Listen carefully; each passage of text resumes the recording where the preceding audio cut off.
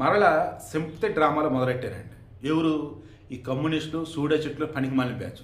ఏంటో తెలుసా? నాసిక్లాట ఆ టీసీఎస్ బీపీ వాళ్ళంట ఈ ఎవరైతే అరెస్ట్ చేస్తున్నారో 7గురిలో ఒకడినంట ఒక హిందూ అమ్మాయి అంటే ఇష్టపడిందంట. వీడికి ఆల్రెడీ పెళ్ళి అయిందని సరే అమ్మాయి వినలేదంట.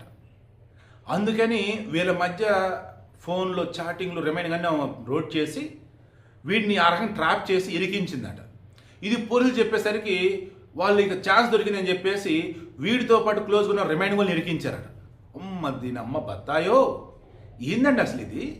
మన దేశంలో మాత్రం ఇంత ఘోరంగా ఉండిద్దేమో కదా, అవునా కాదా?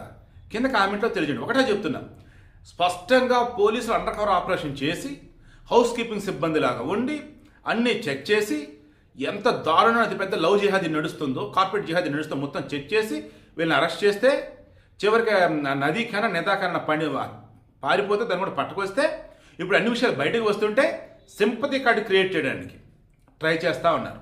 దయచేసి నమ్మకండి.